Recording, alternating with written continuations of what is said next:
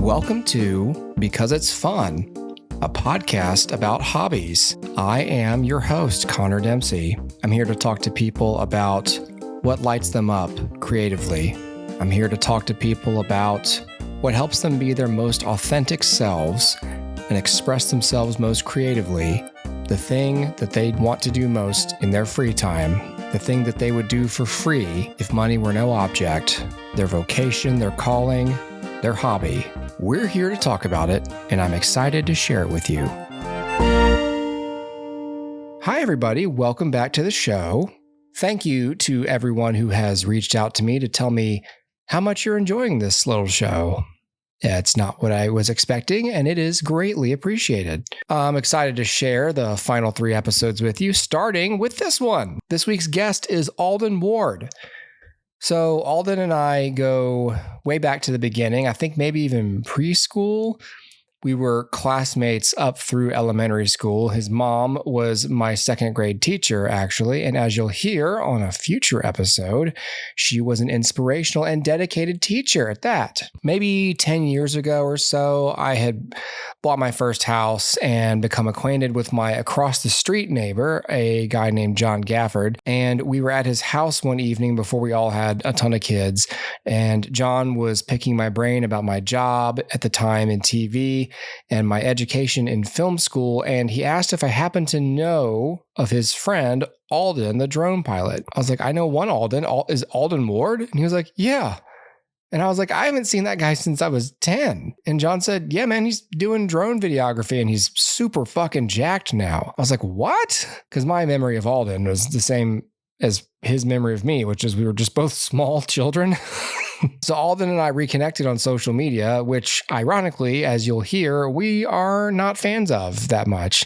And we casually followed each other's goings on for the next few years. So when I publicly mused about doing this show, Aldon reached out and let me in on the litany of hobbies that he's passionate about. A lot of stuff.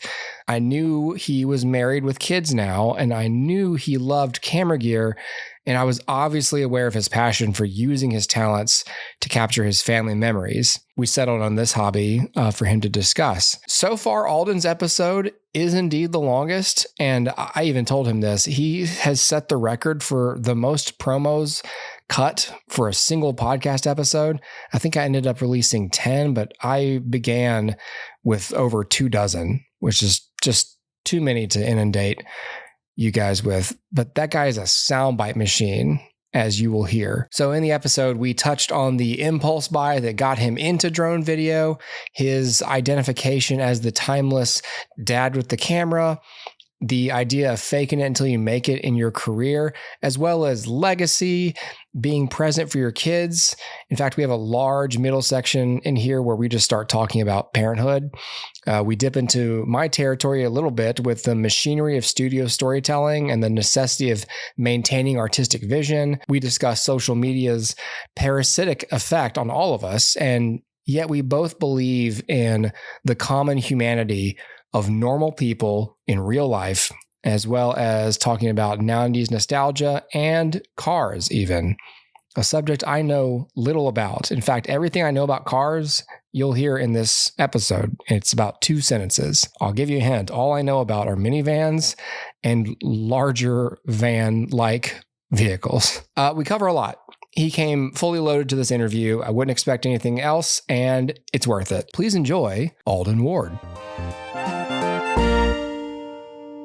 Welcome to the show, man. Glad to be here. Yeah. All right. So we're here to talk about your hobby. So will you tell me what is your chosen hobby? There's quite a few. I think a lot of us, by the time you hit your 20s, you don't really know what your hobby is other than what's cheap enough to afford, right? Yes. And toward the mid to late 20s, you start to obtain what I would consider grown-up money, right? Yes. The ability to use discretion to purchase or invest into different hobbies, if you will. Yeah. Which usually comes along with accessories and different products, and it becomes a consumer thing, right? Yeah. aside from, working out with the gremlins and hunting and fishing and the stereotypical Mobile, Alabama type stuff. Yep. I chose to really just get laser focused on videography. So my aerial and on the ground aerial videography and photography. Yes. So I really enjoy shooting and editing, most of which is going to be in regards to the family. It's something that I was exposed to as a kid. My dad was always wandering around with that giant bazooka, JVC or Sony camcorder that looked like it ran on diesel back in the day. Actual full-size VHS tapes. Yeah. And now we've got stuff in our pocket that can record, better than movie theater quality. Yeah. 90s, which is insane. Yeah. So, I was exposed to camera gear as a kid, and I think it kind of rubbed off on me that there are things that we experience and we live through daily that are worth documenting, which is ironic because our generation is probably the best documented generation on the planet with the least to offer society. Yes. Really got carried away with drones at the beginning. It was more of like an impulse buy thing. I can remember watching the first Phantom marketing video and the keynote. And when it was released, I was like, oh my God, I got to buy it. Yeah. So it came in via FedEx, had to sign for it because it was so expensive. And I think back then I paid close to $1,500 for that thing. And I had such this heavy buyer's remorse, as a early 20-year-old kid. Sure. And I remember unboxing it and putting it together. And I went out in my yard and launched it. And it does that auto takeoff thing where it hovers for about 4 or 5 feet off the ground. And I had this like borderline panic attack of, oh my God, what have I done? Yeah. I don't know what I'm doing with this thing. Yeah. This is if I break it, I can't afford to replace it. No. So I immediately landed it and I was like, oh my God. So I had to like YouTube tutorials and all this stuff. And every day I would go out and practice with it because I wanted to make something of it. I mean, I invested money into it. So I had to come up with some way to attempt to enjoy it. And I found myself going to Dolphin Island on a regular basis with my dog. And I would go out and put boats in frame and just practice keeping the boat in the frame. People leaving Billy Goat Hole or folks kayaking. And must have been scary for them. And they're like, Jesus Christ. Of course, you're at the beach and there's the drones show up. So they think, oh, this creeper's watching us. Yeah. But I was approached by this guy who worked for Silver Ships in Mobile, which is a military and police and first responder boat manufacturer. They build aluminum boats. And he was like, hey, man, can I get you to shoot some marketing content for us? And I was like, don't fuck it up. Don't fuck it up. Yeah. Don't fuck it up. And I was like, well, what did you have in mind?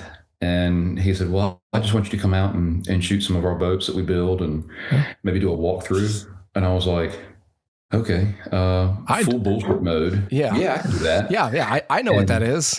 Yeah, so I went down this rabbit hole of like the Acura and Dodge car commercial type stuff and how they shoot and what kind of camera angles and pull the whole Fast and the Furious video transitions and stuff. Yeah. And within 2 weeks, I had fallen into this method of getting this thing to pay for itself within the first job. So I rushed out and did an LLC. I got a $2 million insurance policy with State Farm. Bought an A rig, which my first one was a Panasonic, just a micro four thirds, cheap thing, but I still use it to this day. It's my favorite camera. It started with that. I mean, it was just this horrible overcoming knee-jerk reaction to pure consumerism. I mean, I saw an advertisement and I was like, oh, I'm a victim now. Yes. Click buy. So pull the trigger. Yeah. Well, it's cool. How can you look at something like that and be like, I'm not interested in this at all. Like it's a camera and it's a machine, Oh yeah. It flies. It definitely bullied me into becoming a videographer. Sure. Drone photography is fascinating to me because like when you're operating a camera on the ground, you can focus on the shot and you've got your feet, you know what I mean? Like you have like full control. And whenever you see cameras in vehicles, there's a driver.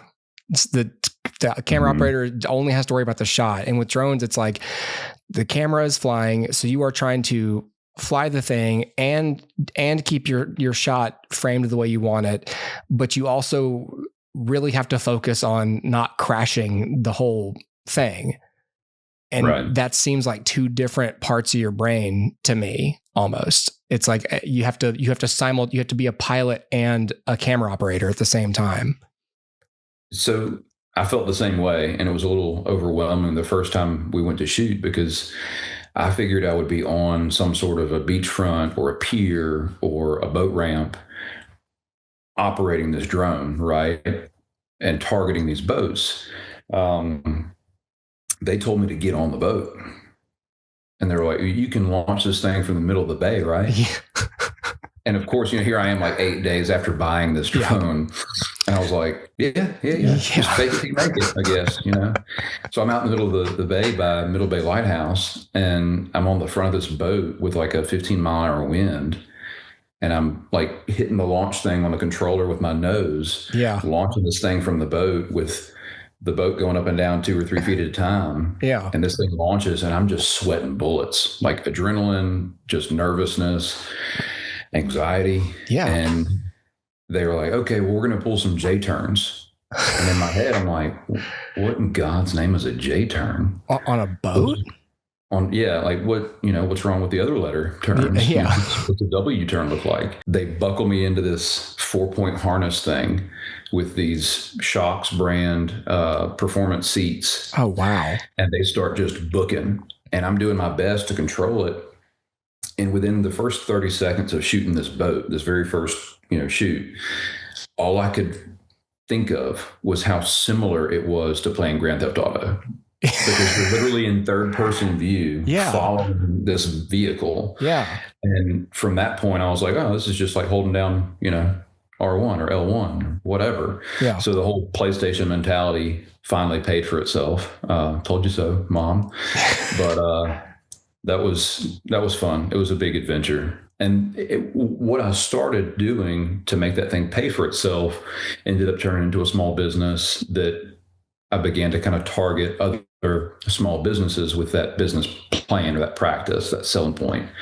So I did a lot of content creation and small advertisements for real estate companies, custom home builders, coffee shops, restaurants, even dealerships. Then as, we started to build a family, we'd go to the fair and I just took my camera along with me. And anytime my wife saw my A-rig in my hand or my drone case or something, and she was stoked, because out of all of my videos, probably 90% of the views that I've accumulated via Facebook or YouTube or Instagram, they're probably her just rewatching videos of her babies. Yeah. She loves them. She looks at it as having her own little mini Spielberg. Yeah. That might be, a little close to having an extra chromosome in her back pocket that just films all of her stuff, all of their adventures. Well, and she gets to like experience it. Like you've got all the documenting, so she just gets to kind of, be the most present. She's the supermodel she's always the subject.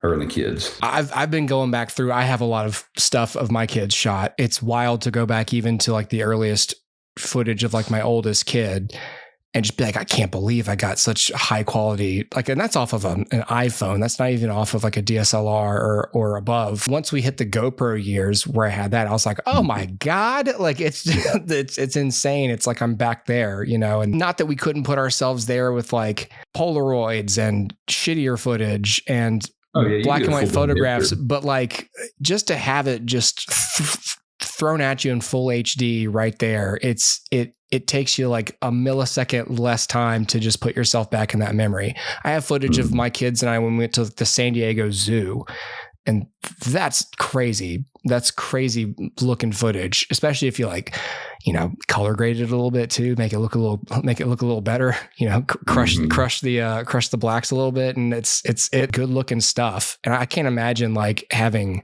like drone footage of my kids, because I have an iPhone. And so two of my sons are still little. I have a lot of just me running behind them with the phone at their level and just doing a lot of like 360 walkarounds of them doing something mundane. But it's It looks cool. Oh yeah. And that's what it turned into, my wife pulling a wagon, and then eventually transformed into following Jessie Ray with her first Power Wheels, little Mercedes Unimog thing. Ooh. And then it was her pulling baby brother in a wagon with her Power Wheels. And now we're following them on their bikes without training wheels, or they're riding four wheelers through the woods. And of course, you've got this drone, which looks like this super smooth sweeping camera that follows them. So we're spoiled to have that. But in many ways, I find myself kind of like longing for the older GoPro style footage that lacks some of that internal image stabilization, a little bit shakier. Yeah. And I don't know if that's just me being reminiscent of the old camcorder style stuff that we grew up with, our parents using, or if it's just wanting to relive that moment with that technology back in the day. Yeah. And I never understood why people would listen to vinyl over CDs or MP3s. They're like, oh, I like the white noise. And I finally, I get it. Now you get it, yeah. It started off as an impulse buy, and it turned into a business. Yeah. And then after that, it turned into a hobby. I did it freelance for a couple of years. Really enjoyed it. But that passion, and I'm sure you can relate, that passion was just compounded and compressed into responsibility. Yeah. And when it started to change shape, the experience turned from joy to deadline. Yeah. And it wasn't the fact what I was doing, I didn't enjoy it. It was the fact that somebody else was calling the shots and producing or directing. Yeah. And I was just kind of there asking questions about their storyboard. And a lot of times I would be hired because they liked the way I shot or the way I edit. Yep. And then when we get started, they wanted to call all the shots and kind of run the show. And very quickly we would both realize, like, maybe I should grab the reins again and go from there. And I had to fire a few bosses. I would go through and edit, and I would look at the video that I would harvest, and I'm like, this is dog shit. Like, it was depressing. I didn't want to release the video and put my name on it. Yeah. And that's when I kind of knew that I need to get back to the basics. Of course, we all grew up with Spielberg movies. Yes. So Jurassic Park and E.T. and all that. But the big landscape influence for me was Ansel Adams. And whenever we went up to like the cabin in Gunnersville or out to the farm, and I saw, open fields or rock faces or waterfalls or mountainscapes, I would think of those black and white Ansel Adams photos that my parents had framed all around the house. And I think growing up with that kind of influence certainly took its toll on me and how I perceive something through a lens, especially now. What it boils down to now is, do you still have any living grandparents? Yes, I have one. So 80s, 90s? Yes, 80s, late 80s. My dad's parents passed from heart attack and stroke. So in the back of my head, I'm like, okay, well, there's a good chance some degree of that is going to be hereditary, right? And you can do your best to stay fairly healthy. I see you doing your laps and getting the miles in. I'm trying. We're in our mid to pushing upper 30s now. I know. We're almost 40. So, I feel like it's a matter of time before we start looking like George Costanza from Seinfeld. It's nuts. You see those pictures, they're talking about how that character is supposed to be like 31. And I was like, God. That dude's been 40 since he was a freshman in high school. Yeah. My mom's parents, they lived to be 89 and 99. And my grandmother passed, my mom's mom. She had dementia and Alzheimer's that set in over about 9 years. And you slowly start to see this woman that raised you, taught you how to cook, fed you, gave you some of the gnarliest ass chewings you've ever experienced in your life, who, whipped your butt when you were wrong, who whipped your mom's butt, and she slowly starts to turn into a little dark humor for you, your favorite vegetable at Thanksgiving. Yes. You walk in and she's just sitting there in a wheelchair, kind of numb to everything. And you're like, I don't know who this woman is. That's not her spark is gone. Yeah. Yeah. She ruled that house with an iron fist. She had 8 kids. Yeah. And still put up with my grandfather. And then turned around to babysit her 13 grandkids. Yeah. That's a tough woman. And when you see someone deteriorate like that, you start to wonder what your life is going to be over the next, 40, 50 years. And in the event that I die early, my family has a ton of video to go back and watch. In the event that I get Alzheimer's or dementia and lose my mind, God forbid, forget my children's faces. Yeah. Maybe one day when I'm sitting in a home or my home or out in the woods living in a shooting house, I can open up a laptop and I can rewatch these earmarked saved videos and experience those memories as if they're brand new. Right. I think there's a pretty good chance of that happening. Yeah. And I've had people ask me all the time, they're like, man, when do you have the time to shoot this stuff? When do you have the time to edit this stuff? Well, first off, my kids take naps. Yes. Second, I'm still doing everything, that mom and dad do. I'm just holding a camera half the time. Yeah. And the sweet thing about modern drones and modern cameras is that with a GoPro, you can bolt these things to the side of a bicycle while you're teaching to ride a bike. You can put this thing on the side view mirror of your truck or on the dash or on the back of the headrest, and you can capture stuff while just living in the moment. You don't have to sit there, with the bazooka camcorder or with your phone in your face. And one, that's incredibly important to my wife and I, that we're not absent as parents, but two, that I'm still able to capture that stuff without taking away from them or their experience. Right. We see people every day that in public with their kids and they're glued to their phone. Yeah. It's not shame on you for raising an iPad kid. It's shame on you for being an iPad kid as a full-grown adult with children. Yes. It's so tough. Like everyone I know, including me, is guilty of that to an extent. And it's so unfortunate because if you were to step outside yourself, like if you saw a picture of yourself surrounded by kids and you're not looking at any of them, you'd regret it. You'd be like, please burn that picture. You wouldn't want to see it. Yeah. You wouldn't look back on that and go, you have no idea what you're looking at. You could be, you're scrolling social media or you're reading something depressing. None of it is a step above what's in the room with you.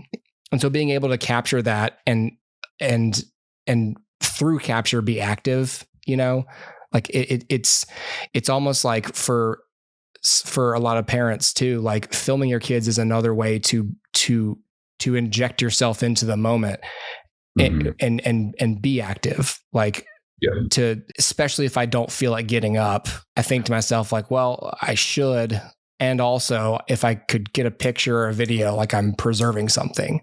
It's just another reason to get out of the chair, and go join them. And God forbid you end up looking at your phone or at an iPad or something, or you're hunched over just staring straight down while your kid is experiencing the production of a core memory. Yes. They look up at you for some sort of engagement or feedback, and they see the backside of an iPhone 17 Pro Max, and that's their memory. That becomes their reality. It's not just perception. It's they experience something huge, something very important with a lot of weight to it. And they looked at mom or they looked at dad and they're holding a phone. Yeah. And I'm guilty of it for sure. I'm guilty of the iPad thing. I mean, my he's a little fella. My daughter's 8. Her patience and commitment are light years beyond what his are right now. Sure. When we go hunting, I'll bring the iPad and I'll purposely, very tactfully charge it up to about 30%, even though it's going to be a 3-hour hunt. Sure. I'll let him, pacify himself for the first little bit while we get situated so that he's not moving around and wiggling and stuff, because the deer tend to not want to get close when they see that giant rectangular tent that looks like a bush wiggling. And then when the iPad dies, like the video I posted to Facebook, my buddy Pat and I hunting with our boys, the iPad died. Archer got out of the blind. He walked up to me and he was like, hey, the iPad died. And I first looked at him and I was like, good. Go play with your toys. Mm-hmm. I mean, because everywhere he goes, he has monster trucks or Legos, or we had been hunting earlier that day and he had some 410 shotgun shells that he was playing with, like chess pieces, little lead poisoning goes a long way. Sure. But that's the kind of stuff that we'll put up with. If we do a road trip that's over 3 hours long, we'll tolerate the iPad for a little bit. And we only do it for an hour. and we make them take a break. I'm like, all right, hand it up. And they're pretty good about it. Yeah. But the withdrawals from that stuff, even as an adult, it's very real. When you interrupt someone, you pull them away from that glowing rectangle, they lash out. Yes. These kids are mean, man. Yes. But we as adults do it too. Yes. If we're invested in some Facebook argument about them versus us or whatever, and someone's like, hey, put your phone down, and you're like, what? And you catch yourself being a total tool over social media. Yeah. Just slop. It's garbage. Yeah. And what I hate about the social media thing is that there are so many examples of them versus us. Yeah. But if you put your phone in your pocket and you go to Rouse's or you go to Carpe Diem or you go to the store or the beach or whatever, most of the people that you interact with, aside from the people that camp out in the left lane doing the speed limit for 500, they're pretty great people. They're easy to be around. Yeah, and they're normal. It just goes to show that most of this rage bait or clickbait is just that. It's there for engagement, to push ad revenue, to get people to click on it and go, I disagree, and I'm going to type my BS comment down below and hit stay on the app. Yeah, at all costs. Don't close the app, please. Which is that's the caveat about building a hobby or a small business within the platforms of Instagram, YouTube, and Facebook, is that you're kind of pushed into that.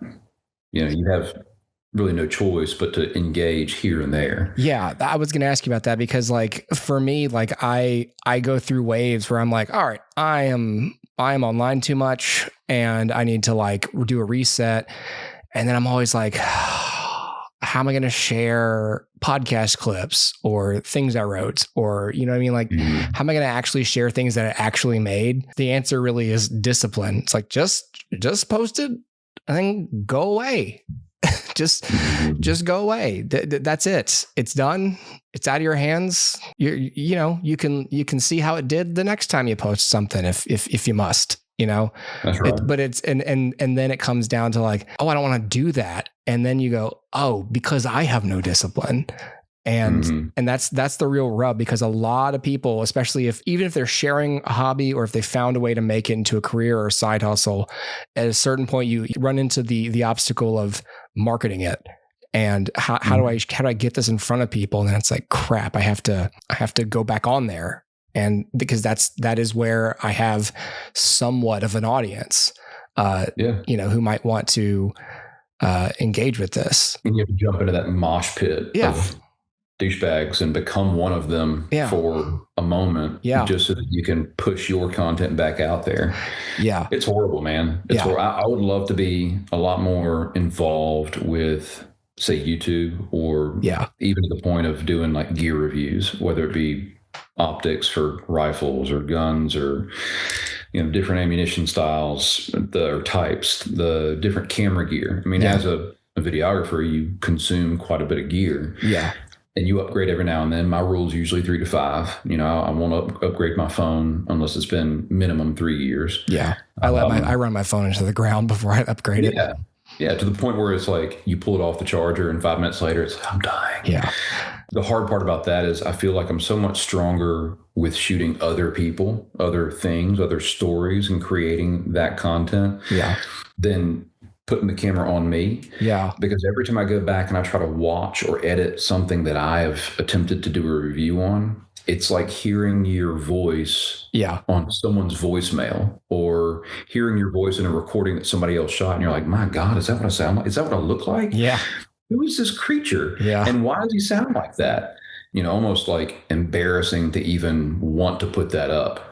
Yeah. And then a lot of times I just Control-Alt-Delete, kill it, move on. That's crazy. I don't think I edit my stuff, but like I can't think of very many things that I recorded that I didn't end up posting. Just because it took me a long time to get used to hearing my voice in headphones as if it was another person. Right. And as I got older and better at this, and improved how to speak just had better opinions. Like if I go back, I've gone back and listened to like the first, in the first dozen or so episodes of the Hoopercast, and I'm just like, oh my God, it's so bad. It's awful. But I totally understand that, because I've heard that from many people. Like, I don't want to watch or listen to myself. I forget like how confident you are on camera or not. Even if you get past like, oh yeah, I could probably talk to a camera, like to a screen for a few minutes, and then you go back and look at it. It's like, but then putting it out there, like once you see it and hear it, it becomes a different thing. Then you're like, I don't want to hear this. Do other people want to hear this? Oh yeah. Yeah. I'm definitely guilty of being my own bully there. Yeah. And I've pressured myself to delete probably 80% of the stuff that I've shot of my own work. Yeah. Which is, it's bizarre. It's weird. That's restraint. But you have the discipline. You have that discipline that I don't have. I have to commodify it, or I've truly wasted my time, because I have an unhealthy sense of a sunk cost fallacy. This is gold. Here, enjoy. Yeah. I'm just like, I can make something out of this. You've hit a lot of the things I was going to ask you, because like it seems like it began as an impulse buy, became an outlet for learning and creativity and income, and then a way to preserve family memories with creativity and with applying what you know about tech and about process. It's not just a shaky portrait video that everyone knows how to do. It's like, no, there's skill behind this. And that's something that, like you said, like years from now, like your kids will appreciate. Not only is there footage of them doing something, they're going to be like, God damn, this looks good. I'd like to think that my kids would look at stuff that I've shot of them and have some appreciation, like, oh, it's a cool walk around, Dad. That was cool. Mm-hmm. How'd you do that without looking? Film school, kids. Film school. Well, that's something I never had the luxury of, or even considered jumping into. One of my very, very best friends, Nick, is he's a wedding videographer, and he went to school for it. And he's incredibly talented. He's probably the best, I would say, on the Gulf Coast. And if I get a compliment about one of my videos or one of my shots from him, I'm like, my day's made. Yeah, my day is made. The crazy thing is, like when we were in college, when we were at SCAD, halfway through college, 2008 and 2009, YouTube just started exploding, and they had to start changing the curriculum. They had to start like combining classes, and we were all worried that our credits were getting all fucked up. And because like they had to go from teaching traditional film techniques, and they're like, shit, there's all this new shit. They kept changing the core classes and the prerequisites, and they combined the film and video classes because it was silly to teach them separately now. Sure. And it was just my co-host on the Hoopercast, Dustin, he and I have talked more than once about, do we consider that education valuable at this point? It's like, I wouldn't tell myself now to go to SCAD. I don't want to say that professors like that, there's nothing there, but like the idea that you can go online, you can buy a drone, you can watch tutorials, you can learn how to do this. It's just, do you want to invest the money? Do you want to invest the time? And will you stick with it? And with a lot of hobbies, it's, especially if you're like me, like it's a shiny new thing. Are you going to stick with this, or is this thing just going to sit on your shelf as another expensive monument to something you didn't want to follow through on, Right. Another impulse buy. I didn't buy a new microphone for a very long time for the Hoopercast, because I didn't even buy a mixer until we were like on our 8th or 9th year of doing that podcast. I wasn't sure. and that's after years of deciding this is just part of my life and part of what I do. It becomes more habit, more lifestyle than it does become a thing, an assignment, a task. Yeah. Well, and you've kept the part of it that you enjoy. Like when you were talking earlier about being hired by people. And it just so much, I keep talking about the Hoopercast. I'm not trying to plug the Hoopercast, but like it reminds me of studio filmmaking, because a lot of movies you'll see come out from like a big studio and it has a cool director attached to it. Not like a super huge name, but like solid enough name. That people know who that person is, and you watch, you're like, why is this so bad? And you dig into the machinery, and it's like, because they were hired because audiences recognize their value. Sure. They're hired for their name. But then the studio's like, we just want you to do this specific thing. And if you're the director, you're like, but I'm this person. Let me just do my thing. It's like, yeah, but we got what we wanted. Your name is on this film. Now we'd like you to shoot it this way, please. And you're just like, but I'm an artist. Dark and moody and dramatic. Yeah. Like, we want Christopher Nolan to shoot Willy Wonka and the Chocolate Factory. Yeah. Like, oh. Yeah. But that brand recognition, I think it does get certain products to a level of consumption, but then it backfires, because by the time it's consumed by, say, 100 million people, even 5 million people, of those 5 million people, how many people are willing to give reviews? And of those people that are willing to take the time to review it, how many of those reviews are going to be flattering? Yeah. And that's how you end up with actors eating shit on their career. You know, like, oh, I wish I could go back and not do that movie because it ruined my career. Yeah. Too much commerce, not enough art. Yeah. Whereas you have some series or TV series or movie producers or directors, they get involved young and inexperienced, and they end up breeding this goose that lays golden eggs. Yeah. And somehow every actor that touched that screen, I made this mention the other day. You look at Smallville. Smallville was airing when we were in 7th, 8th, 9th grade. It went all the way 10 years up to we were like seniors in high school. Yeah. And pretty much everyone that was on that show, aside from, John Schneider, the old Dukes of Hazzard guy, they ended up having amazing careers. Yeah. And I think there was one that was doing some sex trafficking or something like that. Oh, yeah. Probably didn't bode well for her. It was the Chloe character. Yeah. Allison Mack. Yeah. Yeah. Yep. Sorry. Yeah. Shitbag. Yeah. But everybody else went on to do bigger and better things. And it was because as these young, hungry actors, actresses, directors, camera guys, they decided to pitch in. And it wasn't necessarily a flattering story. I mean, it was, Superman as a high school kid. Yeah. It doesn't really sound super great. Right. But, it did. For me as a 7th grader, I was like, oh, this is sick. Yeah. And the effects back then were pretty good too. Yeah. Especially for TV. Yeah. Yeah. Yeah. Dustin talks about Smallville a lot.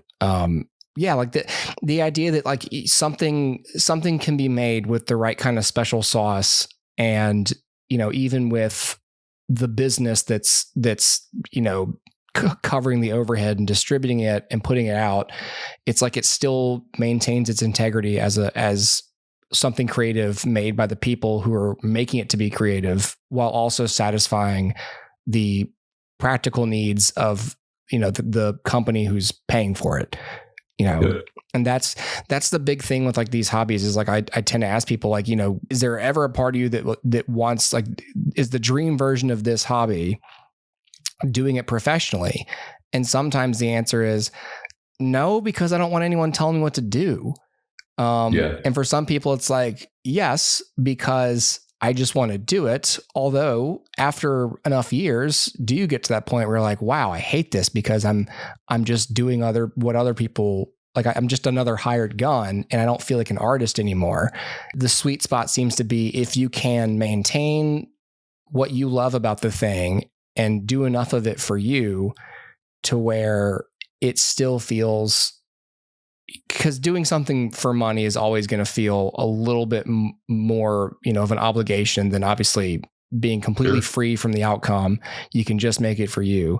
I imagine I would hate doing podcasts if people paid me to do it. But there are times where I'm like, I like this. I do wish I was getting something financial out of it, but I guess that's just that's the push and pull we choose, because number one, it's for you. This thing is for you, and you've got reasons to do it that are completely personal and service what you want out of it, and it has nothing to do with money. I mean, do you ever get into like a loop with it where you like feel a pressure to, like, you've shot something, do you feel like a pressure to like turn something around to have something to show to your wife or kids, or to prevent like a backlog of uncut footage? Or are you like super relaxed about it and you just do it when you feel like it?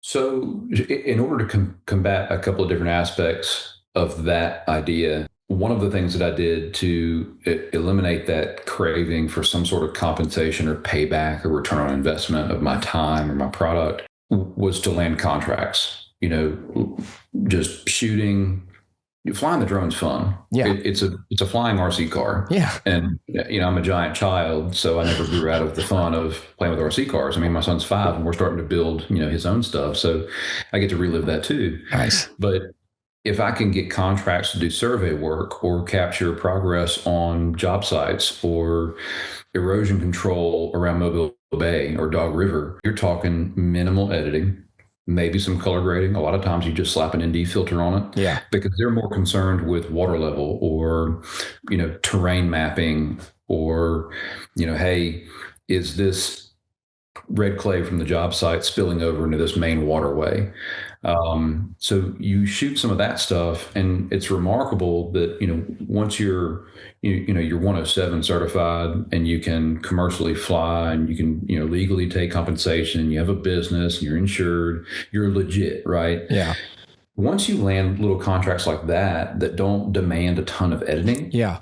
They're just like, hey, we want pictures and videos. Right. Like, okay, what kind? They're like, of what it looks like. Yeah, you're being hired because you have a drone. It's not really you're a drone guy. Your photography skills. You're not a videographer. You're just a dude with a drone that happens to have insurance, and that's all they care about. Yeah. So you bid the project. You're good for 3 years, and that right there is what kind of, I call it my fun money. That pays for whatever else happens that I need to, pay for premiums on insurance or whatever. Yeah. The other side of that, like you mentioned, feeling pressure to capture certain things. Like if we go to the beach, do I have to have a GoPro in my hand? If we go here, do I need to bring the drone case? And I felt a lot of that on our honeymoon, but it was remarkably easy to capture a bunch of stuff on my iPhone. Now I still brought a GoPro, but there wasn't this monumental pressure. It was more of I was so used to doing it,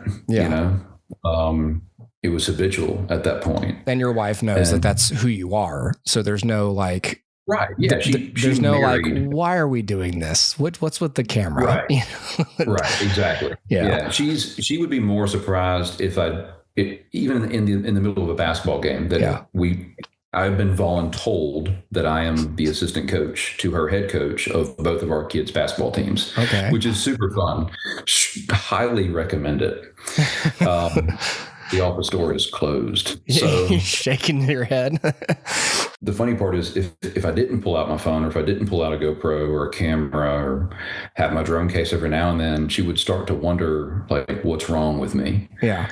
And she loves the stuff that I kick out. I mean, she gets to watch her babies grow up and then go back and rewatch it. I like when a good picture of me is taken. I am not without vanity. And so I imagine that she appreciates that photos taken of her are probably flattering. And especially for her to look back on. Woman's never taken that photo. Right. And to look back and be like, not only do I look good, like this picture looks good. You know what I mean? Like that's something that's like a time capsule. That's something that anyone would appreciate, especially like when they're still young. Oh yeah. And happy, and you got, like you said, you got a lot of blessings, you got 2 beautiful kids, you got this great house, and you've got a good life. And so like to capture those moments, and to be able to not only like relive that age they're at, but just to remember like, man, we were doing good, And that brings me a lot of joy that I can, satisfy that aspect, something that was never demanded or asked of me. And it brings her joy. It brings the kids joy. I mean, they'll go back and rewatch stuff of them as babies and they're just like, I was that little. Yeah. Yeah. You were way cuter and you were way nicer back then too. You didn't talk. In your room. Yeah. You didn't talk. You just ate and you were happy about everything we fed you. Now, if your chicken nuggets aren't in a specific shape that day, you go into this rage fit. Yeah. Steroid user or something. Yeah. Yep. Toddlers are mean, man. My kids, none of them like the same thing for dinner. I get a complaint. There's 4 of them. So like I get a complaint. I can't please everyone. My focus group is too big.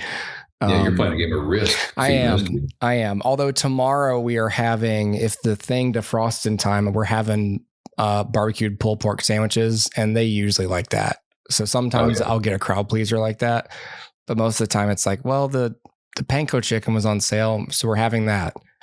And I wanted salmon. Yeah. No, like that's the thing. They don't like delicious things like salmon. They're like, don't like it. Like, well, then now I can't eat salmon. Right. Or I've got to start Right. buying separate food for me. They don't like, I got really good udon one time, like udon and chicken. I made the chicken, like I put it all together, like, here you go. And they're like, the fuck is this? And I was like, this is food. This is good real food. Yeah.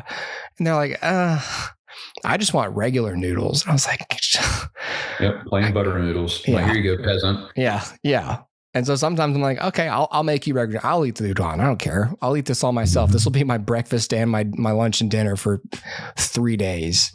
Oh yeah. God. And I think that becomes like a dad thing. You either eat what you want, Yeah, whenever you've got the opportunity to. Yeah. A lot of times it's sitting in your truck eating Taco Bell because you've had a craving for the past 3 weeks and you don't want to go inside and piss everybody off. Yeah. And other times it's, when Desiree was 2, she went through a phase for probably 3 or 4 years where all she would eat was corn. I mean, you could put chicken nuggets, mashed potatoes, sweet potato, whatever. Yeah. Fish, and there'd be a little, probably 4 or 5 tablespoon serving of corn. And this tiny human would devour it. And I'm like, you're eating the only thing on your plate that isn't really food. Yeah. Yeah. And we all know, because you're still in pull-ups at this point, diaper, that it's still going to come out looking like corn. Yeah.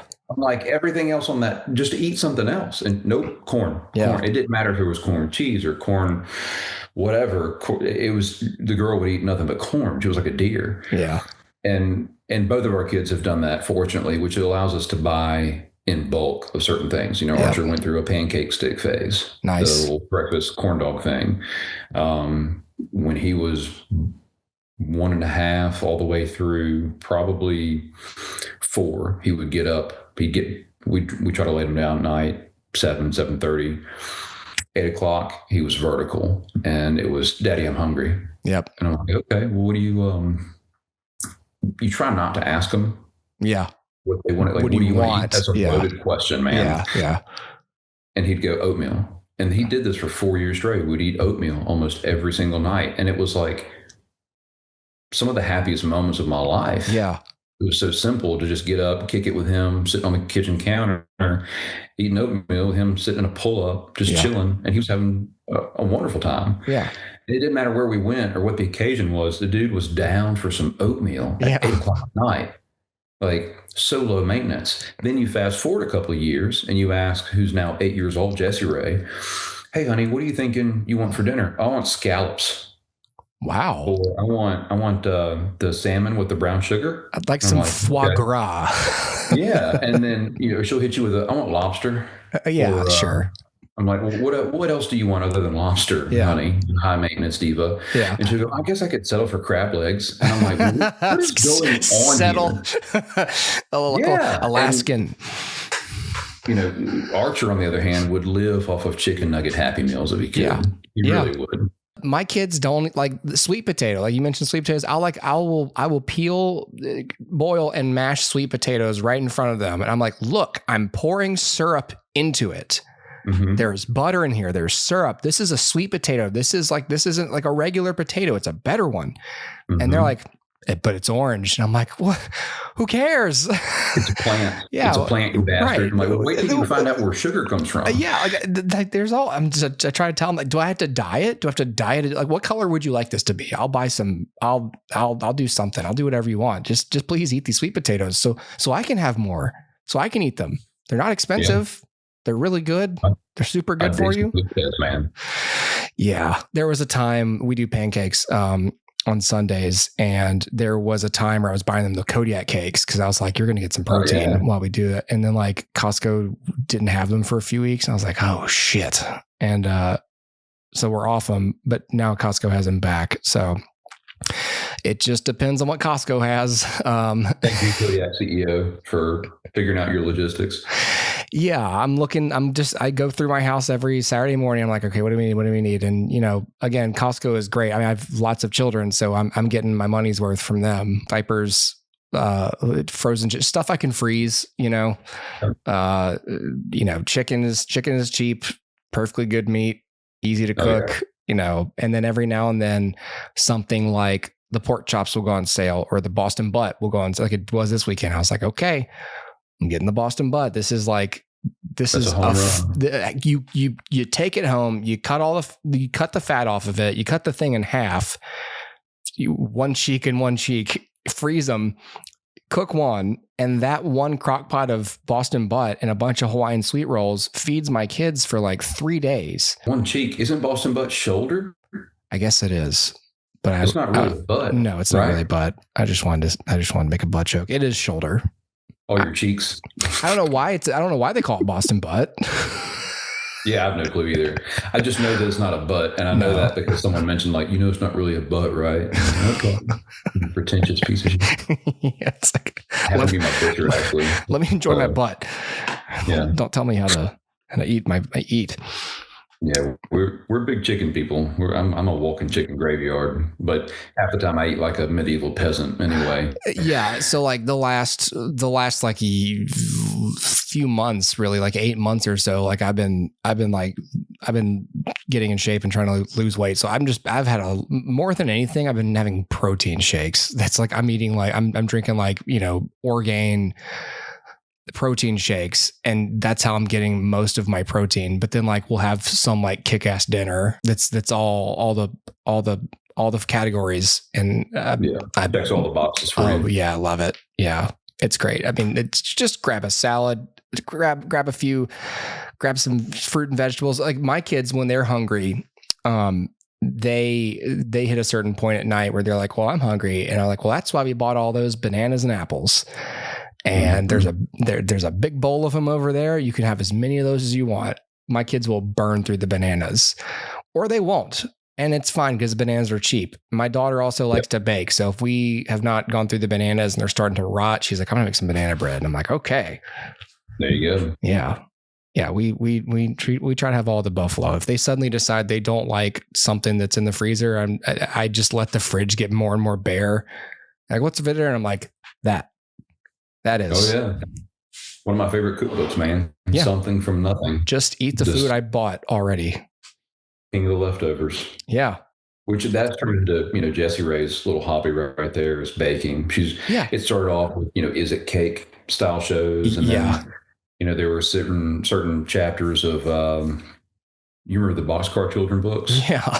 Yeah. Where they would go into, which my mom, I mean, if you went to second grade at St. Ignatius, everyone's been beaten to death with Boxcar Children books. Yeah. But where, Benny and his sister Violet will go into town and get groceries and make, blueberries and milk for dessert. And I'm like, what in the hell is that kind of dessert? And these were tiny hobo children that ran away from their grandparent. Yeah. In hindsight, and I've read them to my kids, I'm sitting there thinking like, man, I really hope our kids don't go wandering around through southern Mississippi in the swamp. Yeah. That sounds great. Yeah. Looking for an abandoned railroad car that may or may not have some degree or version of Gary Busey. Yeah. Yeah. Christopher Lloyd sitting in there. You read them this like, kids, this is the best case scenario of this, of running away. And then you show them the movie The Goonies and go, see, or Baby Ruth. There's no middle ground. Any Stephen King movie where adults are very mean, or there's nowhere, they're none in sight, and every other kid has a knife. You live on your bicycle and you call all of your friends some sort of 4-letter word or racial slur or something. Yeah. Just because you're a tiny, angry 11-year-old. Yeah. One of the main parts of the success of that franchise, Stranger Things. Yeah. The first couple of episodes, they really nailed the mentality of those young kids and the way they treated each other. Yeah. They were constantly roasting. There was none of this like Bernstein Bears style, buddy friend zone stuff. It was just full blown verbal abuse to all their best friends. Yeah. Well, and especially when you have like the kind of the free mobility to spend that much time kind of out of the view of your parents or any authority figures, like you have full license to go after your friends. Like no one's around. Like no one cares what I'm saying. We're buds. I don't mean it. Yeah, exactly. Yeah. Well, you're not really friends with somebody unless you've verbally abused them anyway. Dressed them down. And that's the definition of a friend. It's someone who's going to run their mouth and talk trash to you 24/7, but behind your back, they are your most supportive person. Yeah. And I feel that's the same way with siblings. You know, siblings, they try to kill each other every waking moment. Yes. But the moment some other kid picks on their brother or their sister, all hell breaks loose. Yeah. And they'll show you just how feral they can be. Yeah. I'm trying to build a tiny little squad here of people who will actually like link together and work towards a common goal one day. Won't happen until they're in their 20s. No, man. yeah, I'm sort of. I caught myself the other day like looking at houses, and I was like, I was thinking about like, oh, once they're out of the house, maybe I'll move to like Colorado or something. Like I was like counting the years up. I was like, okay, I'd have to be what? I'm like, oh, I'd have to be like 50. I'd have to be 50. Yep. And I'm already thinking about it. Just like you're fussing at elk hunters for cutting through your property to get to public hunting land or something. Yeah. Yeah. Or just most of I looked at Fort Collins. Most of what was in my price range up there are condos. One place was like it looked like it was it looked like an old folks home, but like the backyard was up to like a park, so you could see there was like a baseball field. And I was like, I wonder if I could watch baseball from my back deck. I was like trying to figure out how high the deck was, and I gave it a lot of thought, more thought than I should have. It's a long way away, but at the same time, it's like.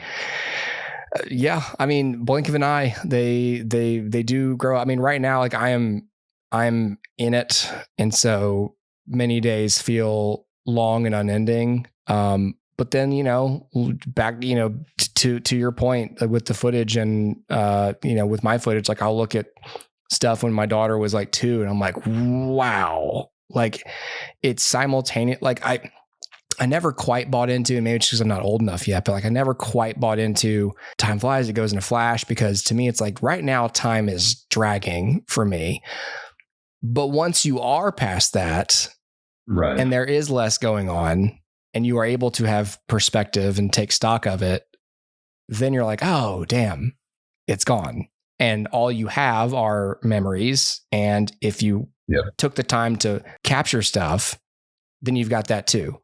You know, and all you're left with, not only that, you were left with the pictures, sure, but you also, part of that memory is who you were during that memory.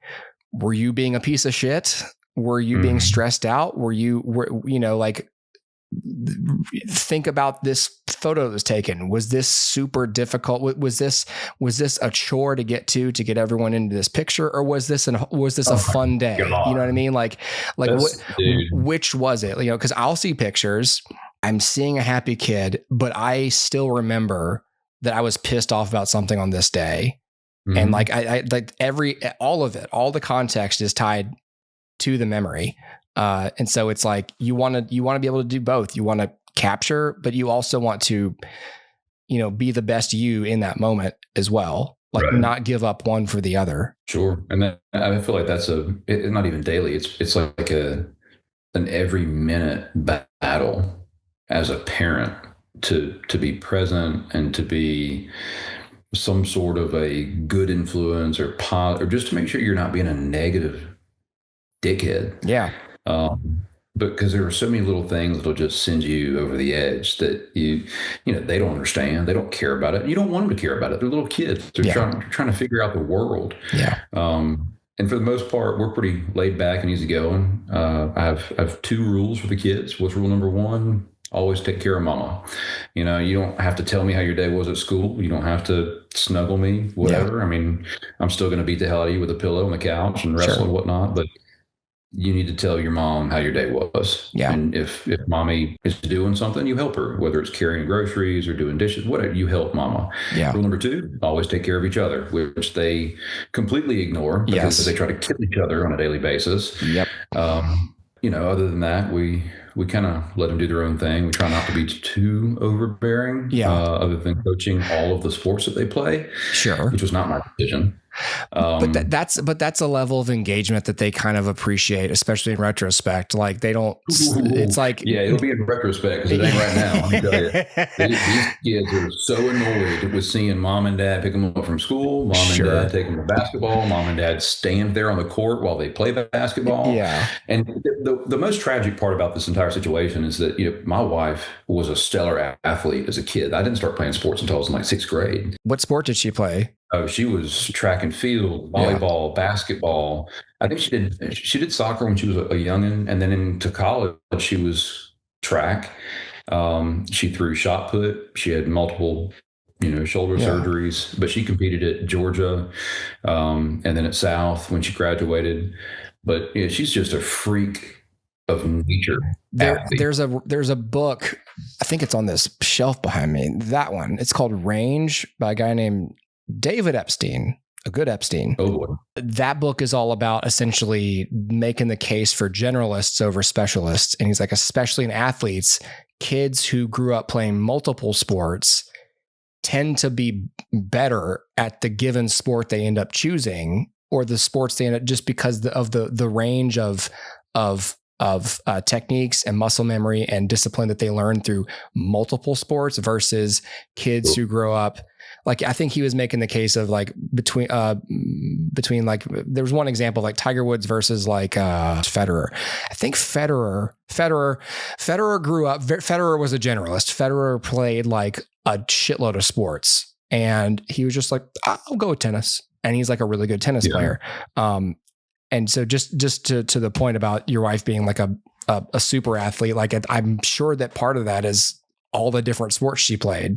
Oh, 100%. Yeah. Plus freak genetics too. I mean, yes, genetics. She's, mid 30s and she can eat chocolate chip cookies every day for dinner, and she still looks like a supermodel. Yeah. And I can smell a beer and I feel like my fingers start swelling. I'm like, what is going on here? Yeah. And then I look at my dad and I'm like, bless his heart. He's super good at tons of things. He's an incredible builder and excellent mustache grower. Yeah. Yes. But the thing with the kids though, playing ball, I do a lot of shooting with them too, especially through baseball and whatnot. I'm that guy with camera. Yeah.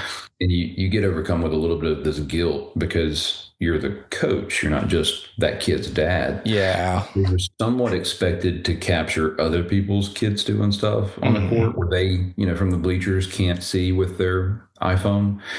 And I found myself starting to turn that into an opportunity to just practice shooting in general, get creative with camera angles. I mean, we have the clear Lexan backboards at the gym. So I was able to mount a 360 camera behind the backboard and get some pretty sweet shots of them making buckets, which was cool. Yeah. But as usual, there's that moment where you capture a video of the ball going into the hoop, but you don't have the person who shot it in frame. Sure. And then you're a piece of shit all over again. Right. And I'm just happy to be there. I've never played basketball in my life, so I shouldn't be coaching basketball. But more than anything, I'm kind of there to make sure that our kids are listening and being respectful to their mother who was coaching. Yeah. Because all the other kids are wonderful. Yeah. But naturally, our kids are comfortable because we're their parents. Familiarity. So, they've got that rebellion that pops out, that eye roll or the foot stomp. And I'm like, okay, run a lap. And it's like, no. And I'm like, okay, run 2 laps. No. Hit me with a third no. And when my kids say no to me, like when my 6-year-old says no to me, I it's hard for me not to just laugh at him. Like, what? They give a choice? Like, this wasn't a question, like, like, will you throw away this piece of trash? Like, no. And I'm like, excuse me? Like, that's cute. You ever heard of a rhetorical question? Yeah. I have to code switch. I go from like fun dad, and I just go, pick up the fucking trash. Yeah. Yeah. Well, it's crazy. Like you say, like talking about letting them do their thing, like, and like making sure that they're respectful. But like one of the things that I sort of picked up on recently, reframe the idea of like what your kids owe you. Because it's like they didn't choose to be born, and they didn't choose for you to be their parents. You gave them life and you give them the survival and emotional needs, but they don't owe us their like life choices, like that. You know what I mean? Like it's like you let them do their thing, you let them be who they are, because like in the end of the day, like what they owe you is like reciprocal respect. Sure. And the rest of it is just cool. Like thanks for being my dad. You know, especially when they get older and they start to learn that we don't control them, which is a scary prospect. Once they get a higher security clearance and they get a little bit more confident, they open that manila folder and it says, you don't have to listen. They can't do anything about it. And you're just like, like I'm shakingly handing my daughter this folder. Like, you're 12 now. It's time for you to know I can't really do anything about it, whatever it is that you're going to do. And she's like, and that's an inevitable phase, I feel like. And the best part about that is that on the other side of that phase is the fun part where you're in like your early to mid 20s and you get to start telling your parents all the stuff. You come clean. You're like, hey, by the way, remember that night? Yeah, that was my buddy that took mom's car that night. Yeah, and we ran it all the way down to E, and we had to push it back in the driveway. Yeah. And the statute of limitations has passed. Like you can't punish me for this now. Yeah, sure. That is the fun part. You're right. That's my favorite part. I mean, I'm in my mid 30s and I still get to remind my mom of all the outrageous crap that her son did. My baby boy, like, that was a horrible child. What are you talking about? The fun part for our generation is like, sometimes it's like, hey, actually, you know what? I have a video of it.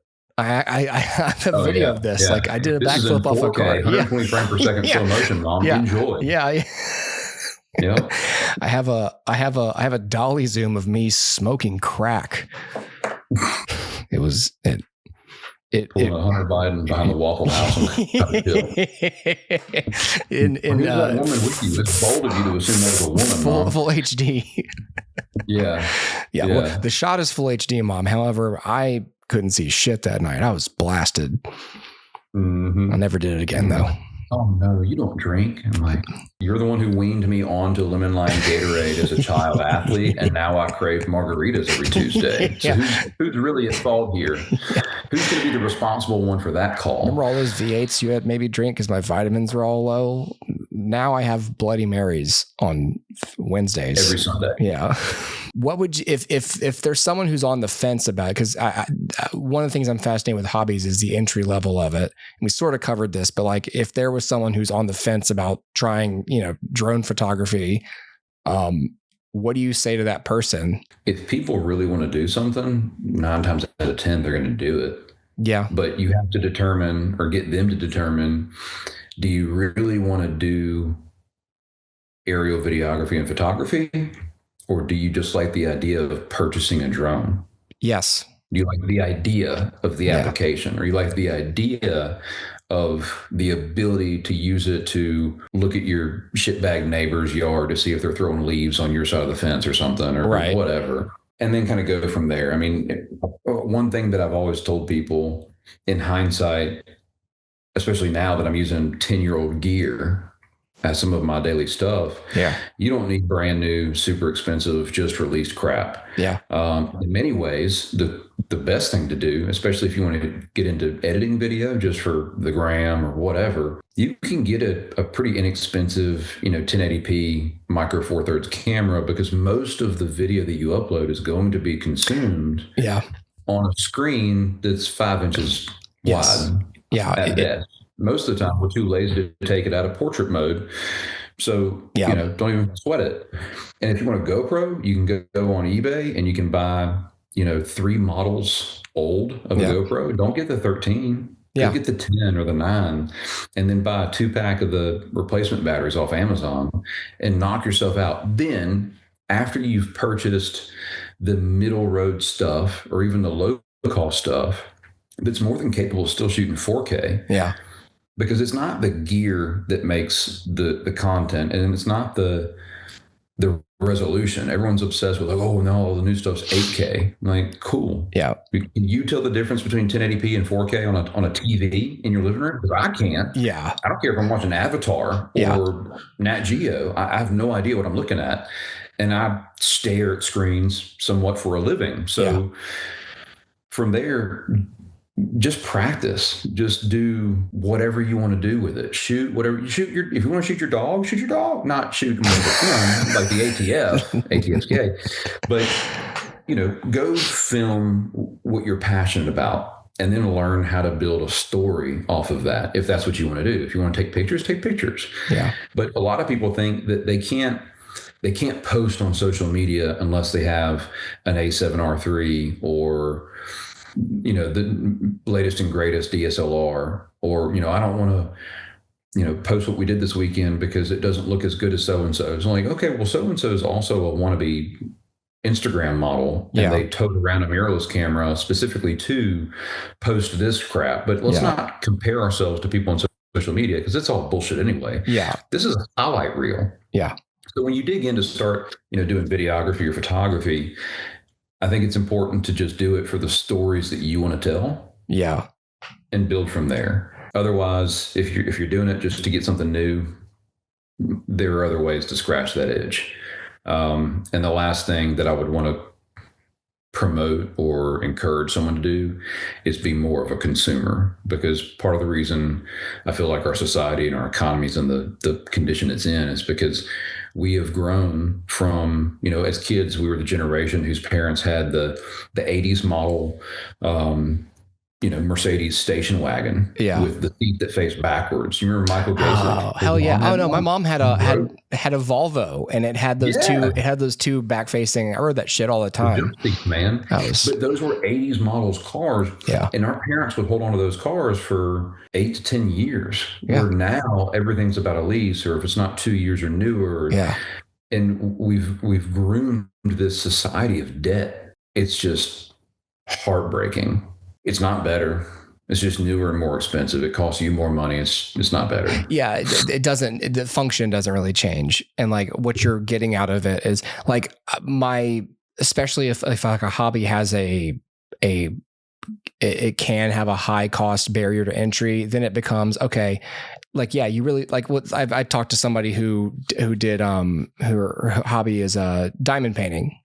And it's a form of, it's an art form. It's not real diamonds. I wasn't going to ask because I was a little embarrassed to not know what that was. I didn't know either. You're going to hear me like live on the episode going, what? And like Googling it, because I don't know. Yeah. So but that is a low cost, because like those kits are cheap. They're like $20. Right. And so like, that's not hard for anyone to start doing and decide whether they like it or not. Cause it's like, it's this, you can get more special with it. You can buy like kind of nicer tools, but like it really, it's just this. So you do this. And if you don't like it, then that's not what you want to do.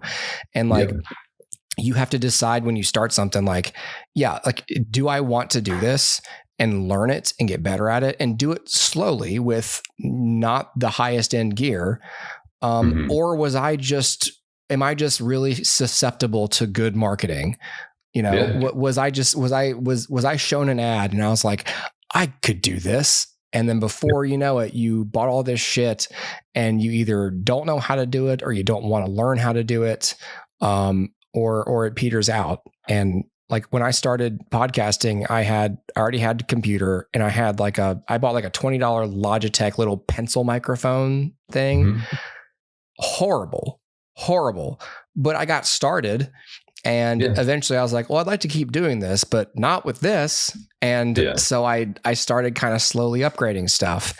But you were enjoying the process, and that was the most important part. Yes. And you knew that you didn't have to upgrade everything you had. No. You just upgraded what you knew you needed to in order to get better clarity, or, something that wasn't distracting, because shaky video can be distracting. It can be nauseating. If I watch someone with a GoPro, they're like, oh, I bought the newest GoPro. Yeah. You're not going to turn into Shaun White because you bought a GoPro. No. Everyone thinks that when they own a GoPro, everything they do is now exciting. No, everything you do is now on a wide angle lens. Yeah. Everything that's big looks really small. Yeah. And everything that's fast looks really slow.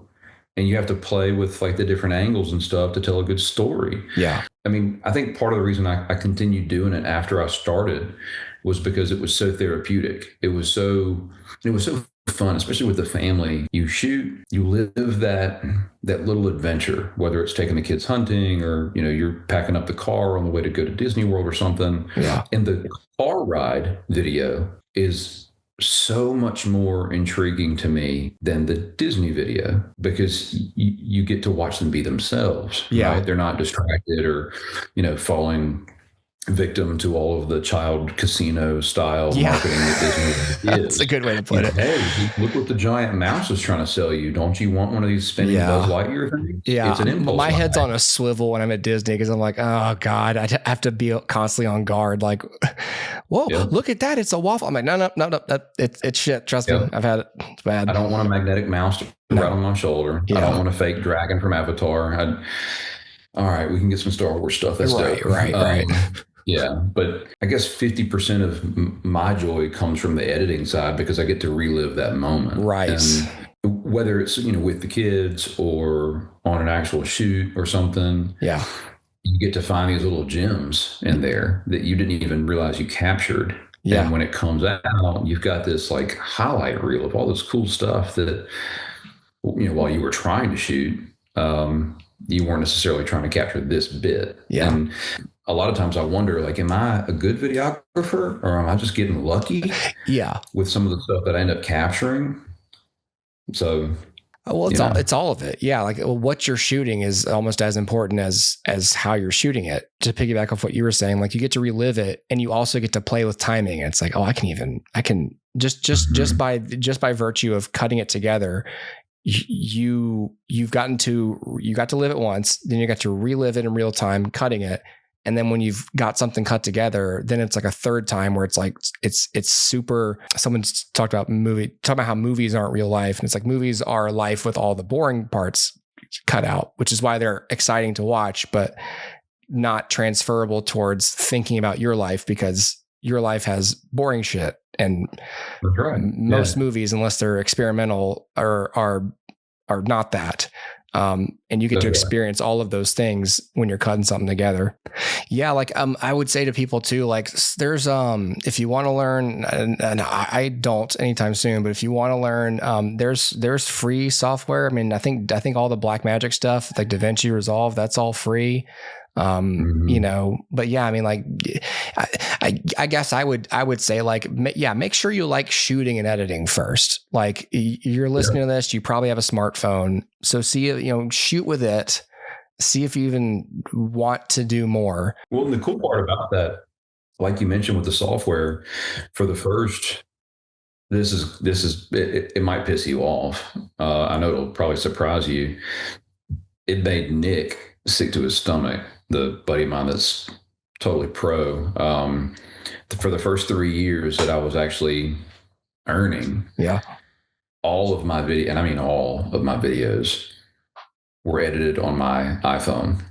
Were they really? 100% of them. So for 3 years, I didn't do any color grading. For 3 years, I didn't do any, lighting effects. It was very simple transitions, and it was all about the story or all about the focal point.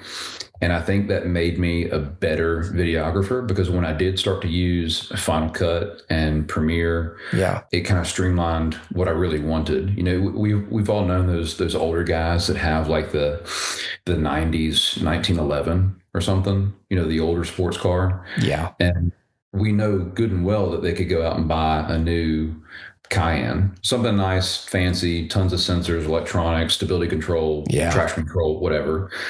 And the reason they enjoy that older piece, which is the same reason I enjoy my 1988 F-250, it's mostly mechanical. It is fuel injected. Yeah. But it doesn't ask me if I want to update my freaking software. Yeah. Every time I drive my truck, I've got a 19 Raptor, and it's a super cool truck. It's amazing. It's a lot of fun, but it's like, dude, shut up. I don't need to update you. You're a 4-wheel drive truck. Yeah. I just want you to break the speed limit every now and then. Yeah. Hop over some curbs and haul the deer out of the woods. I don't care about you updating your maps, because I'm going to use Apple CarPlay every time I jump in anyway, and it's going to mirror my phone. Yeah. Get off my screen with that garbage. Is that a coyote in your house? This is a cat. Yeah. Oh my God. Yeah. Like a German Shepherd for a second. I know. I know. My mind. It's startling. Yeah, like I'm the same. Like I have my car is 13 years old. And it's a minivan, and it's got like normal stuff. I don't. It doesn't even have like heated seats. Yeah, but it's so gangster. Yeah. I love the minivan. They do everything. Yeah. And my wife went through a point where we almost had her in a Toyota Sienna. Okay. I was so stoked about it. I was like, you know what? I'm ready for my minivan era. Yeah. As long as it's all-wheel drive, I'm down. They're so good. The sliding like barn door. I love that. I love it so much. Yeah. Amazing. Oh, when they're old enough to open and close it themselves and buckle themselves. I've still got one kid that I'm buckling, but like it's crazy when they all just pile in there. It's like, oh yes.